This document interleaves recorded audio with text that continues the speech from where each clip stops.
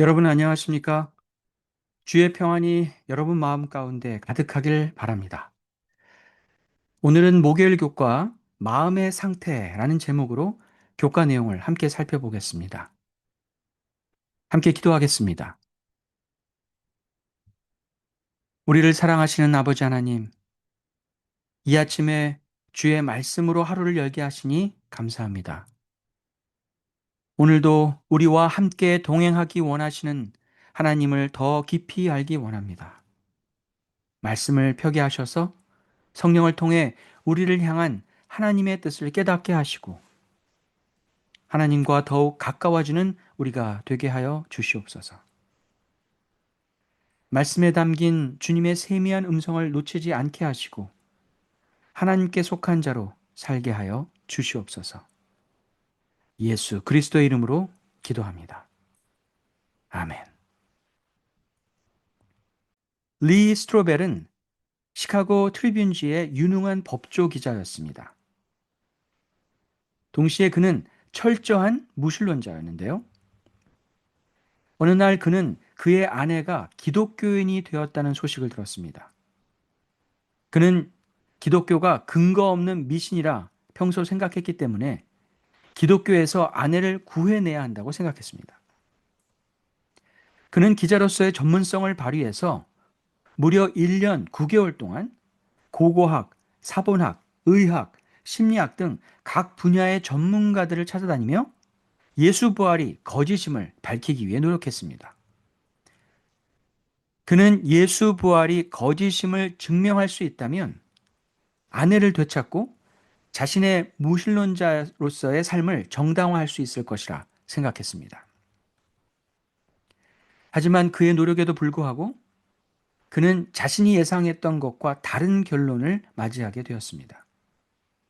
그가 그동안 조사하여 모은 자료를 검토했을 때 그는 도저히 반박할 수 없는 증거들을 보게 되었습니다. 그리고 예수가 부활하지 않았다고 믿기 위해서는 예수가 부활했다고 믿는 믿음보다 훨씬 더 큰 믿음이 필요하다는 사실을 깨달았습니다. 이 일 후에 그는 하나님과의 관계가 바뀌게 되었고 자신이 조사했던 모든 증거를 담아 예수는 역사다라는 책을 남겼습니다.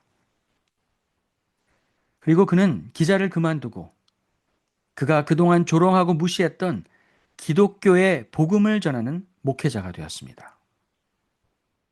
그는 이렇게 고백했습니다.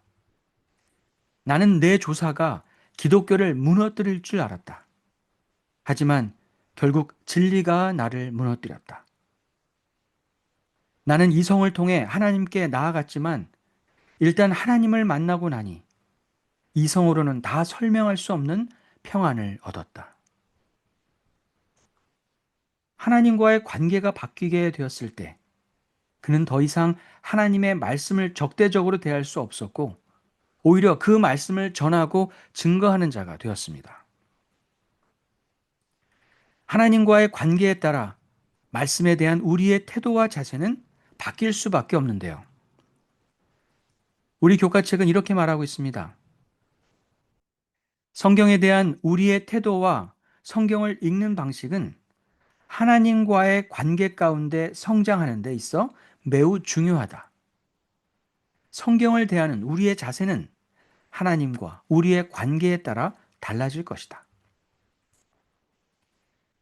같은 말씀을 읽어도 하나님이 내게 주시는 말씀이라고 믿고 읽으면 보이지 않던 것이 보이게 되고 깨닫지 못했던 것을 알게 되며 느끼지 못했던 감격을 경험하게 됩니다.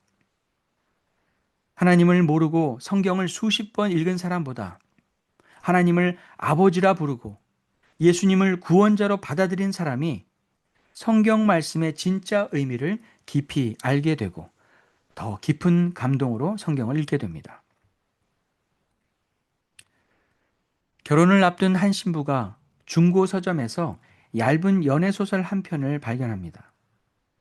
많은 기대를 하고 읽었지만 유치하고 재미없어서 도저히 다 읽을 수 없었습니다. 그런데 그 소설을 쓴 작가의 이름이 자신과 결혼을 앞둔 약혼자의 이름과 같다는 것을 발견하게 되고 자세히 보니 작가가 다름 아닌 자신의 약혼자라는 사실을 알게 되었습니다.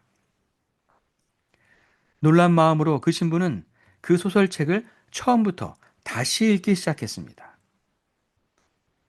그런데 흥미롭게도 방금 전 읽을 때는 그렇게 유치하고 재미없던 이야기가 온통 자신을 향한 사랑의 고백처럼 아름답고 감동적으로 들렸습니다. 책 내용이 바뀌지 않았습니다. 책을 쓴 사람과 읽는 사람의 관계가 바뀌었을 뿐입니다. 관계가 바뀌니 읽는 사람에게 그 책 내용이 완전히 다르게 다가왔습니다. 성경 말씀이 누군가에게는 어리석은 이야기처럼 들릴지 모르지만 하나님께 속한 자, 하나님의 자녀가 된 자에게 성경 말씀은 사랑의 편지이며 인생의 지침서가 됩니다. 하나님과의 관계가 바뀌고 성령의 인도하심을 받는 자에게는 성경 말씀의 의미와 목적을 볼 수 있는 영적 분별력이 생기게 됩니다.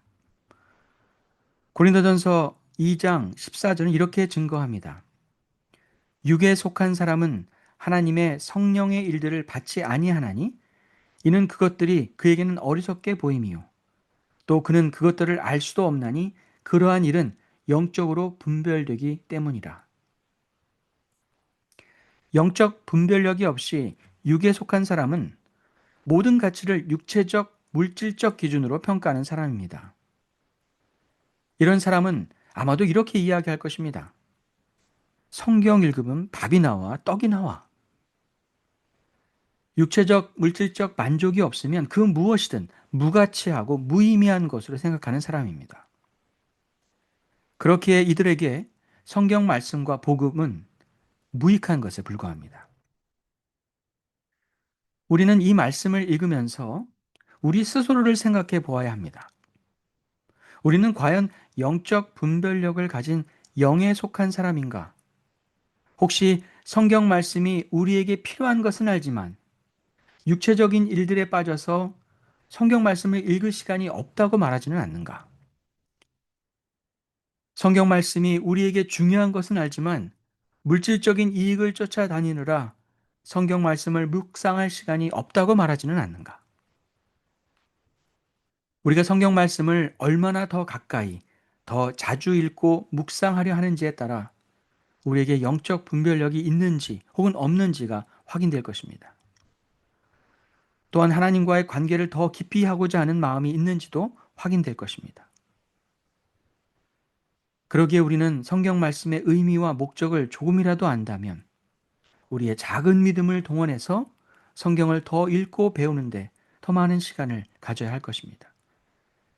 그럴 때 성경을 통해 하나님과의 관계는 더 깊어지게 될 것입니다.